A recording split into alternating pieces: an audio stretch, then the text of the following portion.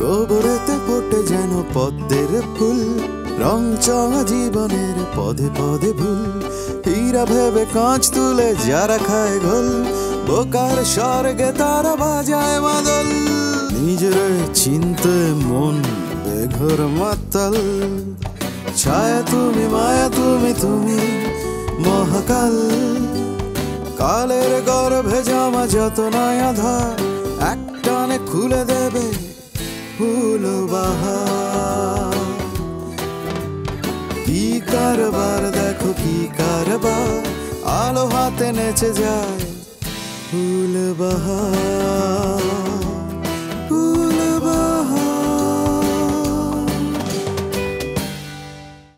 এটা তো খুবই ভালো কথা। তো তুমি যেতে চাচ্ছ না কেন? ভয়, মা যদি আসেন সেই ভয়। 1 সপ্তাহের ভিতর বাইক না কিনে দিলে বাড়ি ঘর সব জ্বালিয়ে দিব। টগর, আমি কাজ করুন না, আমি রাতের বেলা সাইকেলটা নিয়ে খালাই থাকবো না, তুমি চলে আসো ব্যাগটা গুছায়। আমি তোমাকে বাস স্ট্যান্ডে গিয়ে বাসে তুলে দিয়ে টাকার বাসে তুলে দিব না মানে? তুমি আমার সাথে যাবে না? এই 3টি চারিত্রিক দোষ বাঙালি জাতিকে একেবারে দুর্বল করে রেখেছে।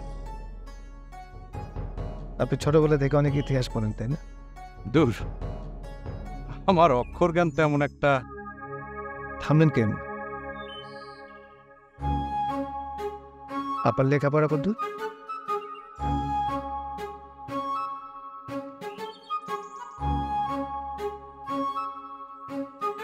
ফুল, তুমি একা একা খোলা জায়গায় কার সাথে কথা বলতেছো? বাহার, ওনার সাথে কথা বলতেছি। উনি গেল কই? কে? বাহার, যাত্রা দলের বাহার। ওনার সাথে তো তখন কথা বলছিলাম। উনি তোমার সাথে ছিল? আমি দূর থেকে দেখলাম তুমি একা একা কথা বলতেছো। আমি একা একা কথা বলব? উনি বলছিলেন যে তুমি ঢাকা যাও, ঢাকা গিয়া তুমি সফল হবা যদি তুমি। বসু আবার ঢাকায় যাওয়ার আগেই তো তোমার মাথাটা নষ্ট হয়ে যাইতেছে। তুমি পাগলের মতো প্রলাপ বকতেছো। গাছের সাথে কথা বলো, পাখির সাথে কথা বলো, নদীর সাথে কথা বলো। তুমি আমার কথা বিশ্বাস করতেছো না? তোমার কথা বিশ্বাস করার তো কিছু নাই, আমি নিজেই তো দেখতে পাইতেছি। ঢাকা যাওয়ার আগেই তো তোমার জ্ঞান বুদ্ধি লোপ পাইতেছে। তুমি যে ঢাকায় গিয়ে কি করবা এটাই তোমার বড় চিন্তা। তুমি ঢাকায় যাও না। ঢাকা আমার যাওয়ার লাভ, সবাই বলতেছে। যাও, ঢাকায় যাও তাহলে। ঢাকায় গিয়া মরো।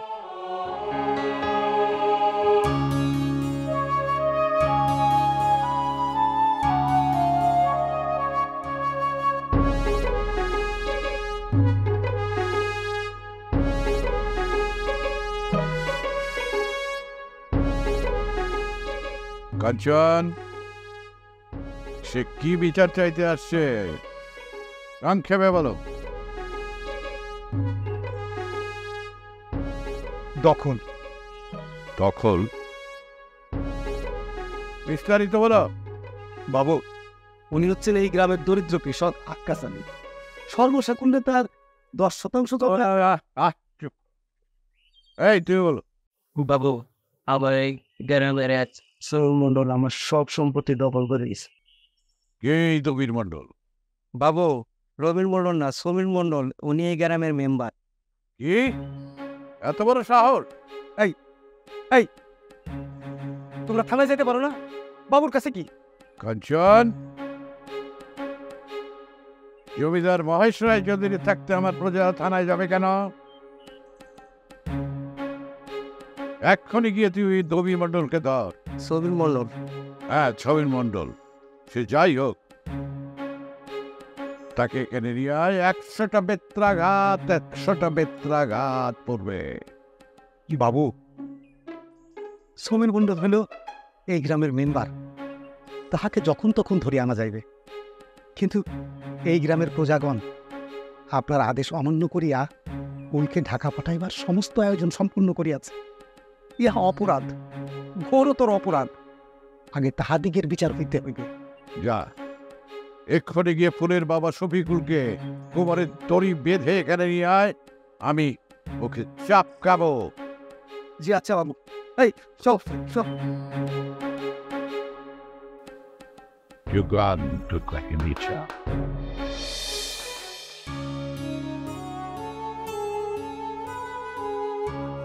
আপা কিন্তু সব মাত্রা ছাড়া যাইতেছে, আর তোমরা তোমরা কেউ ওরা কিছুই বলতেছো না। কেউ ওরা কিছু বলতেছে না মানে? বাবা তো সারাক্ষণই বলতেছে, আরো বেশি বেশি বলতেছে। তাতে কি লাভ হইতেছে? আমি বলে দিলাম আপা, ভাইয়া একদিন বড় একটা বিপদে পড়বে। তুমি জানো মামুনের বাবা চাচাদের কত ক্ষমতা?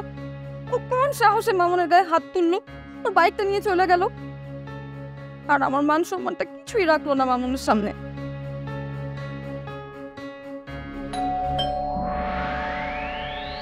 যা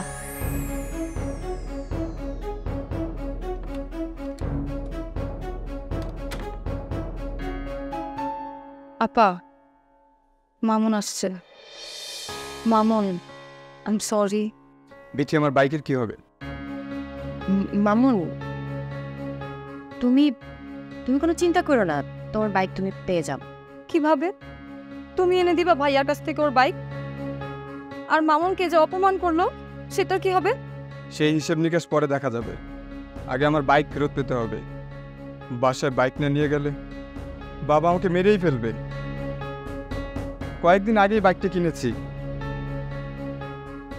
মামু, তুমি এটা নিয়ে চিন্তা করবা না, আমি টগরের সাথে কথা বলি, তোমার বাইক তুমি পেয়ে যাও। মামুন, আজকের মধ্যে। আই, তুই চুপ কর। মামুন, তুমি বাসায় গিয়ে তোমার বাবারে একটু বুঝায় বলো, আমি চেষ্টা করতেছি, তুমি পেয়ে যাবে। এই, তোর কাছে ওর ফোন নাম্বার আছে না? আমি কোনো একটা ব্যবস্থা করলে তোমার কল দিয়ে জানাবো, ঠিক আছে? আপু, বিষয়টা একটু সিরিয়াসলি দেখবেন। যাও। আসি।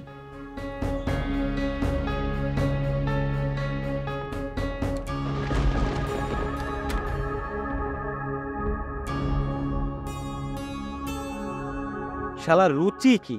এটা কোনো বাইকের জাত হইল? সে টাকা দিয়ে কেউ এরকম বাইক কিনে? আরে নাই মামার চাইতে কানা মামা অনেক ভালো, যা পাইছি তাই আমা করলাম, বুঝছ নাই? হ, তুই কি বাইকটা একবারে লয়ে লইলি? কে ফোন করতে? আরে বাসা থেকে বলবি না?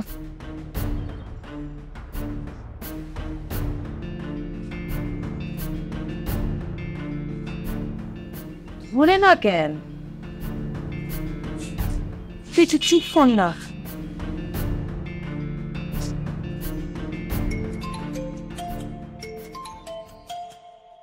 আমার আবার কে ফোন দিল? Unknown number. Hello, hello Raju, কে বলছেন?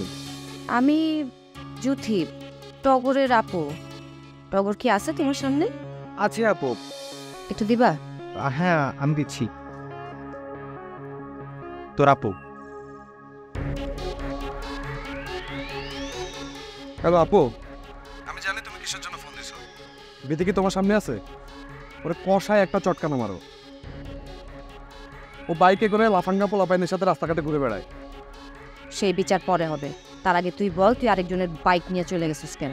একদম ভালো করছি, ওর যে বাইকটা জ্বালাই দি নাই, এটাই তোর ভাগ্য। তুই এক্ষুনি ওর বাইক ফেরত দিবি। শোনো, আগে আমার নিজের একটা বাইক হোক, তারপর এটা আমি ফেরত দেবো। বাবা জানলে তোরে কি করবে তুই জানোস না? জানো, আমি তো চাই বাবা এই খবরটা সবার আগে জানুক। 2 দিনের মধ্যে যদি আমার বাইক বাবা কিনে না দেয়, তাহলে বাবা তার ছেলের অনেক কীর্তিকলাপ দেখতে পারবে। আরে বাবারে, তোর বাইক তো তুই পাবি, বাবা তোরে বাইক কিনে দিবে তো। দরকার হলে আমি বাবারে বুঝাই বলবো। তুই অধৈর্য হইস না, তুই বাইকটা ওরে ফেরত দিয়ে দেন। শোনো আপু, আগে আমার নিজের বাইক কিনা দিতে হবে, এরপরে ওর বাইকটা দেবো কি দেবো না সেটা পরে দেখা যাবে। এখন রাখলাম। এ দাও। টগর, হানি তুই কান্দিস কেন? তুই কি করি? চুপ কর, দেখি আমি কি করা যায়।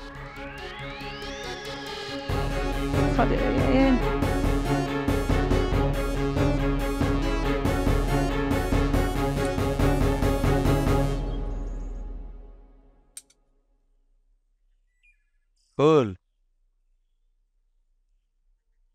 তোর ঢাকা যায় আর কোনো সমস্যা নেই বাজান। তোর মামার লোক আমার কথা হয়েছে। মামা কি বলছে? ওই প্রথম দিকে একটু আমতা আমতা করছে, কিন্তু তোর মামে ফোনটা কাইরে লয়ে আমরা আশ্বস্ত করছি। এখন তুই ঢাকায় পা রেখা খালি তোর মামার বাড়ি পৌঁছালি চল। কাঞ্চন কিছু কইবা? আপনাদের বাপ বেটা দুজনের নামে সমন আসছে। জমিদার বাবুর আদেশ অমান্য করার অপরাধে আপনাদের দুজনকেই ধরে নিয়ে যেতে আদেশ করেছেন বাবু মশাই। আমরা কি অমান্য করছি?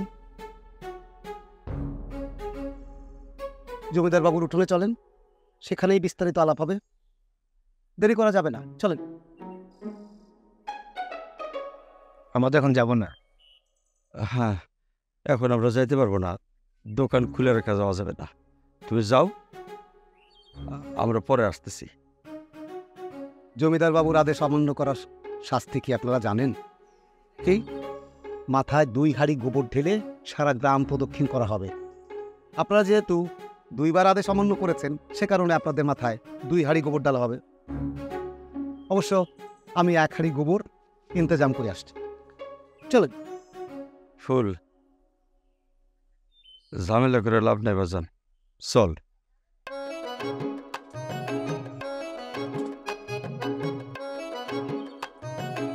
এই এলাকার সব বিচার কি জমিদার বাবুই করে থাকেন? সরকারি কোনো লোক নেই? আছে, সদরের লোক আছে। তাহলে উনি কেন তোমাদের বিচার করবেন? কাঞ্চন ভাই, জমিদার বাবু কেন বিচার করবো? কারণ তোমরা জমিদারের আদেশ অমান্য করেছো। আচ্ছা, জমিদার বাবুর বিচারের সব শাস্তি কি গোবর ঢালা? আচ্ছা, জমিদার বাবুর সব বিচারের শাস্তি কি গোবর ঢালা? না, তার আরো অনেক শাস্তি আছে। এই যেমন ধরো ফুলে চড়ানো, 101 বেত্রাঘাত, তারপর হাতের আঙুল কেটে দেওয়া, নানান শাস্তি আছে। জমিদার বাবু কি নিজ হাতে গোবর ঢালেন? উনি কি নিজ হাতে গোবর ঢেলে থাকেন? এটা তুমি কি বললা? উনি একজন অতিশয় সূচিপায়গ্রস্ত, একদম পরিষ্কার মানুষ। উনি অপরিষ্কার কাউকে দেখতে পারেন না, এটা গ্রামের সবাই জানে। অপরিষ্কার কোনো মানুষ দেখলে তার মাথায় রক্ত চড়ে যায়।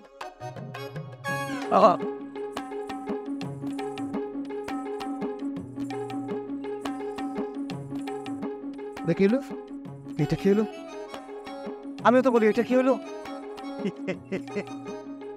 না না ফুল, তুমি তো এই অবস্থায় জমিদারের বাড়িতে যাইতে পারবা না। তাহলে আমরা বাড়ি চলে যাই, পরে গোসল করাইয়া পরিষ্কার জামা কাপড় পরাই নিয়ে আসি। না, আপনার জামা কাপড় তো পরিষ্কার আছে। আপনি চলেন, ফুল যাক বাড়িতে। চলে।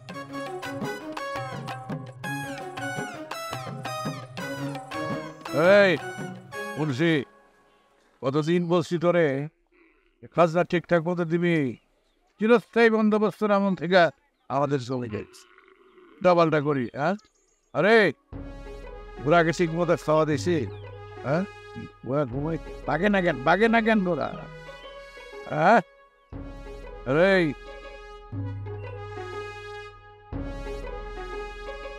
পরে কি সত্যি সত্যি মাথায় গোবর ঢেলে দিলেন? আরে না না, এমনি এমনি বলছি।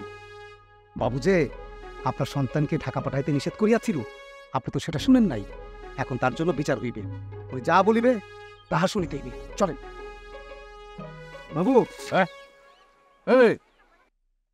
এই সেই দখলদার তো বীরমণ্ডল না? ওর কানটায় ধরে ওকে 100টা চাবুক মার। বাবু, ও তো দবির মণ্ডল না। তাহলে কে? বিস্তারিত বল। উনি হচ্ছে ফুলের বাবা শফিকুল, আপনার দরিদ্র প্রজা, দোকানদার। আর তার একমাত্র সন্তান ফুল এই গ্রামের উচ্চ শিক্ষিত ছেলে, যাকে এই গ্রামের লোকজন ঢাকা পাঠাবার ব্যবস্থা গ্রহণ করিয়াছে। আপনি নিজে তার দোকানের সামনে দাঁড়াইয়া পুত্রের রাজধানী গমনে আপত্তি জানাইয়াছিলেন। এখন তাহারা আপনার আপত্তি উপেক্ষা করিয়া সকলে মিলিয়া তাকে রাজধানীতে পাঠানোর ব্যবস্থা গ্রহণ করিয়াছে।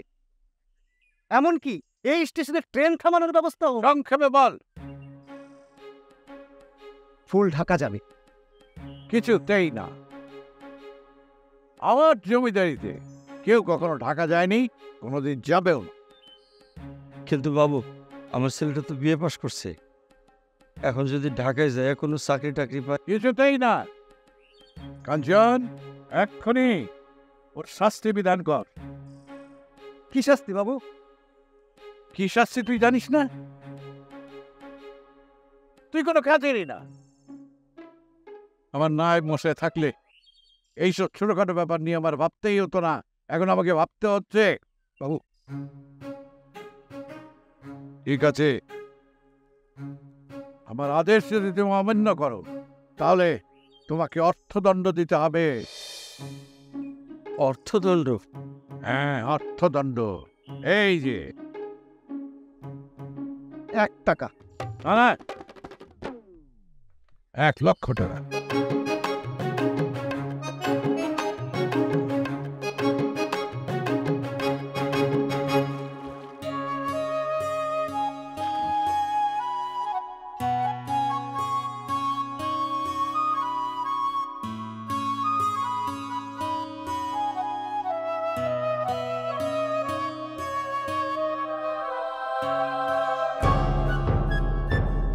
ঠিকই বলছেন, ঢাকা আমার যাইতে। অবশ্যই তোমার যাওয়া উচিত। ঢাকা মামা আছে, মামি আছে, মামাতো বোন আছে, মামাতো ভাই আছে, আমার তো কোনো চিন্তা নেই। তাই তো। আচ্ছা, আপনি তখন এতগুলো লোকের সামনে আমার ফালাই দিলেন, কাজটা ঠিক করছে? তোমাকে যদি আমি ফেলে না দিতাম তাহলে কি হতো? জমিদারের বাড়িতে নিয়ে গিয়ে তোমার মাথায় 1 বালতি গোবর ঢালা হতো। সেটা কি তোমার ভালো লাগতো? আপনার মাথায় অনেক বুদ্ধি দেয় না? এটা তো কোনো বুদ্ধির বিষয় না, এইটা হইল আত্মরক্ষার সহজ কৌশল। আচ্ছা, আপনি কত বছর যাত্রা করেন? তোমার যাত্রা আগে শুভ হোক, তারপরে বলবো। আপনার কি মনে হয় আমার যাত্রা শুভ হবে?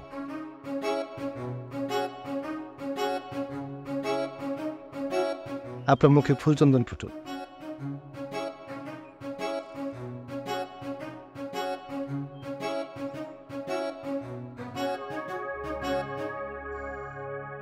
ওই কার লগে একা একা কথা কস? ওনার সাথে কথা বলতেছে। উনি কাটা? এই যে উনি। ভাই ভাই, ওই তো এখানে ছিল। তোরে ওই যে যাত্রার বাহারে কথা বলছিলাম না, তার সাথে তখন কথা বলছিলাম। তাই না? তোরে দেখে বোধ চলে গেছে। ভাই ভাই, দোস্ত তোর শরীর টরীর ঠিক আছে তো? জ্বরটার আসে নাই তো? আরে না, আমার শরীর ঠিক আছে। হ্যাঁ, আমার শরীর ঠিক আছে। আর দোস্ত তোর একটা কথা জিজ্ঞান হয় নাই। কইলাম যে তোর মামাতো বোন জানি কয়টা? মামাতো বোন 2টা, মামাতো ভাই 1টা। মামি আমার খুব আদর করে। বোনের বিয়ে হয়ে গেছে? না না, তো বিয়ে হয় নাই। ওরা ছোটবেলা এখানে আসতো না, কত খেলতাম আমরা একসাথে এখানে। পৃথিবীর ইতিহাসে কোনোদিন কোনো মামি ভালো হয় এটা শুনছো? আমার মা মেয়ে খারাপ বলবে না। আমি এটা থেকে বুঝলাম না। আমি ঢাকা দাম শুনি না, তোরা আমার সাথে উল্টা পাল্টা কথা বলতেছিস কেন? এটা তো আমার সন্দেহ ছিল বন্ধু। শোনো, তোমার একটা কথা কই, মায়ের থেকে মামির দরদ কোনোদিনই বেশি হয় না। আর মায়ের থেকে যখন মামির দরদ বেশি হয়ে যায়, সেটার মামি থাকে না, সেটা থাকে ডাইনি। আমার মামির এটা কোনো খারাপ কথা বলবি না। কি শুরু করছো তোরা? রূপা বলে আমার মামি ডাইনি, তুইও বলছিস জানি, তোরা সব ডাইনি। তুই আমার লাগে ঝগড়া করতেছিস কেন? আমি তো তোর। আচ্ছা ঠিক আছে, যা গেলে টের পাবি ঢাকা শহর কেমন, মামি কেমন। ঢাকা শহরে যাওয়া অনেক আটকা দিতে পারবো, আমি যাবোই।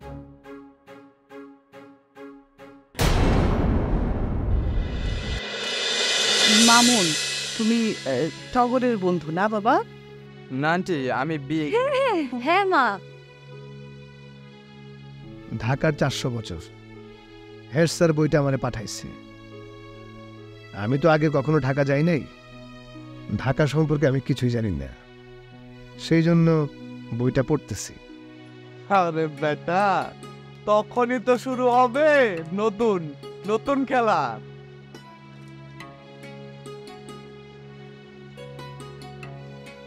তুই কি আমাদেরকে আর শান্তিতে থাকতে দিবি না? আমি তো কোনো অশান্তি করতে চাই নাই আপু, পুরো বিষয়টাই তো বাবার হাতে। না, কাম করো, তুমি গিয়া ঢাকার বাসায় ওঠো, আমি পরে ফোনে যোগাযোগ করে তোমার লগে চলে আসুন না। তাই না? খুব ভালো প্ল্যান করছস। হ্যাঁ, আমার দলের প্রিন্সেস তুই ভাগাই নিবি। এই ধর ধর ধর, এই ধর, এই নিয়ে আয়,